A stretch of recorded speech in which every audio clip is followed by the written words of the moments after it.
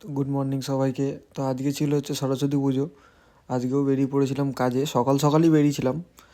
সকালে দুটো ভাড়া মারি, সেটা তাড়াহুড়োর চক্করে আমার রেকর্ড করা হয়নি। তো এখন আসি দমদম পার্কে। দমদম পার্ক থেকে এই প্যাসেঞ্জার এখন একটা বুকিং ধরেছি। প্যাসেঞ্জারকে নিয়ে যাবো হচ্ছে জোড়াসাঁকো, মানে বড় বাজারের ওখানে। কাস্টমারকে এখান দিয়ে পিক আপ করে নিয়েছিলাম, দিয়ে বড় বাজারে ড্রপ করে পেলাম 100 টাকা। তারপরে আবার একখানা বুকিং ধরে সত্যনারায়ণ এসি মার্কেট থেকে হাওড়া এসি মার্কেট। তো এখানে কাস্টমারকে আবার ড্রপ করি। এখানে ছোটো ভাড়া ছিল, কারণ বড় ভাড়া তখন পাচ্ছিলাম না। তো এটা 40 টাকার ভাড়া ছিল। এটা মারার পর সামনে থেকেই কাকুটার পিক আপ পেয়েছিলাম। ইনি যাবেন হচ্ছে কাশীপুর স্টেশন বা কলকাতা স্টেশন। তো কলকাতা স্টেশনে চলে আসি আমি।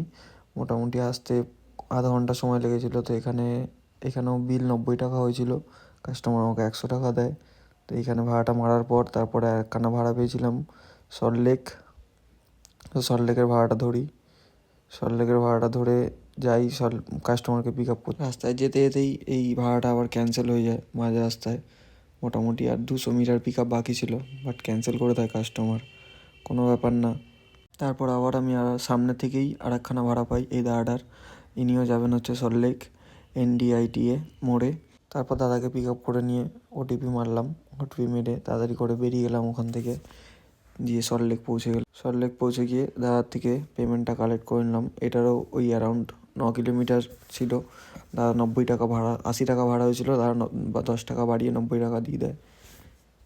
তারপরে ওখান থেকে আর একটা ভাড়া পাই, যেটা হচ্ছে পার্ক স্ট্রিট যাবে কাস্টমার। তো কাস্টমারের ভাড়াটা অনেকটাই কম দেখাচ্ছিলো বাইক বুস্টের জন্য। তো কাস্টমারের সাথে গিয়ে আমি আগে দাঁড়িয়ে কথা বলি ভাড়াটা বাড়িয়ে দেওয়ার জন্য, কিন্তু কাস্টমার সেটাতে রাজি হয় না। কাস্টমার ওই রেটেই যেতে চায়। আর 13 কিলোমিটার রাস্তা ছিল, তো ওই রেটে যাওয়াটা আমার পক্ষে সম্ভব ছিল না। তাই আমি কাস্টমারের সাথে কথা বললাম। বাট কাস্টমার বললো তাহলে আমি ক্যান্সেল করে দেবো। কাস্টমার তারপরে ভাড়াটা ক্যান্সেল করে দেয়। তারপর আমি নতুন ভাড়ার জন্য বেরিয়ে যাই। তারপরেই কেষ্টপুর খালদার থেকেই ভাড়াটা পাই। এই কাস্টমার যাবে হচ্ছে শোভাবাজার মেট্রো। তো শোভাবাজার মেট্রোর সামনে চলে আসি। এসে কাস্টমারের থেকে পেমেন্ট নিয়ে নিই। এবং কাস্টমার আমাকে বলছিল যে তুমি ইউটিউবে ভিডিও করো। বললাম হ্যাঁ। তো কাস্টমার আমার চ্যানেলটা নেয়, সাবস্ক্রাইব করে দেয় আমার চ্যানেলে। তো এই জিনিসগুলোই, ছোটো জিনিসগুলোই ভালো লাগে। তারপর নেক্সট ভাড়া আমি যেখান থেকে পাই সেখানে পৌঁছে দেখি কাস্টমার ওই লোকেশানে নেই। কাস্টমারের সাথে কথা বলি। তো কাস্টমার বললো যে শোভাবাজার মেট্রোর সামনে আসতে হবে তোমাকে। তো আমি এবার যাই, ওখানে একটা কলেজ আছে। ওই কলেজের মোড় থেকে কাস্টমারকে পিক আপ করি। কাস্টমারকে পিক আপ করে কাস্টমার যাওয়া ছিল হাওড়া স্টেশন। তো উনি আমাকে বললেন যে আমি বাকি ডিস্টেন্সটা তুমি যে ট্রাভেল করেছো ওটার টাকাটাও তোমাকে দিয়ে দেবো।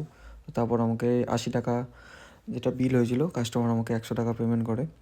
তো পেমেন্টটা করার পর এটাই আজকের দিনে আমার লাস্ট রাইড ছিল। এখানে দাঁড়িয়ে কিছুক্ষণ দাদাটার সাথে কথা বললাম। কথা বলে বাড়ির দিকে বেরিয়ে পড়লাম।